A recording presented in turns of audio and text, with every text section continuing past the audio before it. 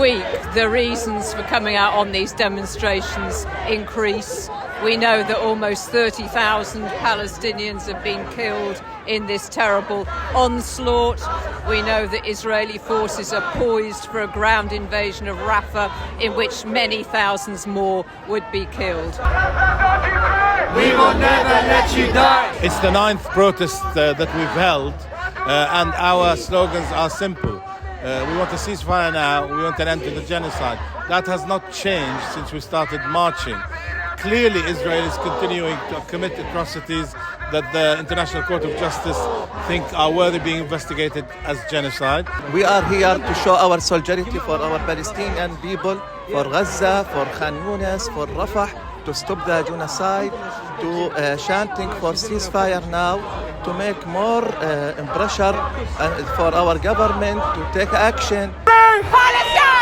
We all are united for calling for a ceasefire, and what is happening in Gaza, in Rafah, that is not acceptable, and we will not stop until our government and the opposition Labour Party listen to us and call for a ceasefire. My grandparents were refugees. They were refugees from Russia and Ukraine and Poland and Germany over 100 years ago. And they did not flee oppression in the 19th century so that Israel could oppress Palestinians in the 20th and 21st century and say they're doing it in my name. They're not. And that's why I personally and many other Jewish people are here. Occupation no more. It's so important. At the moment, all the Palestinians in Gaza have been pushed down to Rafah.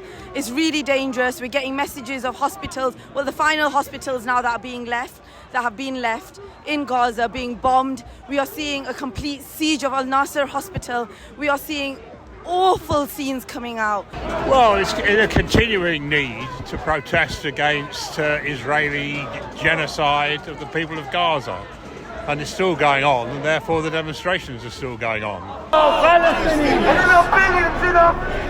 are all Palestinians. We are in a terrible, terrible state, and all of the Western governments are complicit in killing babies, killing mums, killing families, and it has to stop. Today's importance is about Palestine, spreading the word and love of peace, making sure the Palestinians don't keep getting killed every single day for nothing, and they get a homeland that they belong in. Palestine! Palestine! You know, what we're seeing is the attempted completion of the colonial project that started in 1948. You hear people talk about this being a second Nakba or another Nakba, but actually this is an apartheid colonial state doing what it has done every day since 1948. Hang on to your anger! Hang on to your enragement! Hang on to your horror!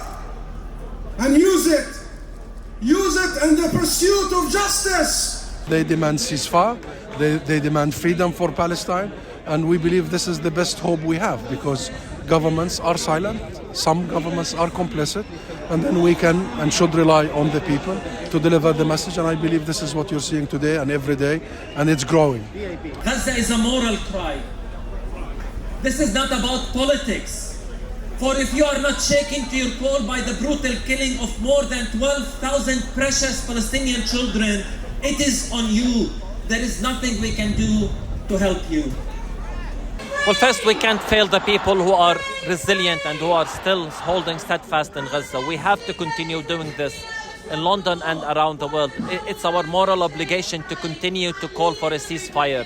Next week, the SNP will present another crucial ceasefire motion in Parliament, giving MPs the opportunity to make a resolute stand against genocide or find themselves on the wrong side of history. The choice is clear and it will be remembered. This is the 14th national demonstration, and there's going to be as many more as it takes until there is a ceasefire, until there is justice for the Palestinian people. And on Wednesday, there's a vote in the UK Parliament calling for a ceasefire. I'll be signing and supporting that motion when it's tabled on Monday afternoon. But as we speak, literally now, this moment, there are 1 million people in Rafah terrified that bombing will start. On Wednesday, as has been said, it's almost certain now there will be a vote on Gaza in Parliament. I want to make this absolutely clear.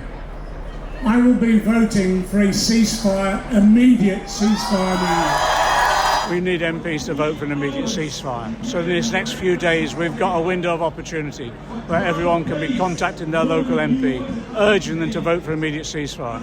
And then on Wednesday, turn up at Parliament. This is actually democracy at work. This is the will of the people being expressed. And the reason everyone's here is because their politicians are not allowing them to express their will on the political stage, actually where it counts. So what we need to do is to put pressure on our politicians to vote for a ceasefire, and if they don't, to replace them with ones who will. Our consumption is a reflection of who we are. From today, I call on each and every one of you to begin a global boycott movement. We are no longer purchasing from major corporations until we see them take a strong line on this issue. And that means we're encouraging people to now shop local, to shop ethical, and to shop independent. Support local businesses, support Palestine, return power to the people. We need you to come to Parliament. We need you to lobby your MP, to stand in front of them, face to face, to say to them, if you do not vote for a ceasefire, I will not vote for you. We are planning the biggest lobby in parliamentary history. We want to see a queue. We want to see a queue stretching from Parliament all the way through Whitehall. We want so many of you to come that they will have to lock the doors of Parliament itself.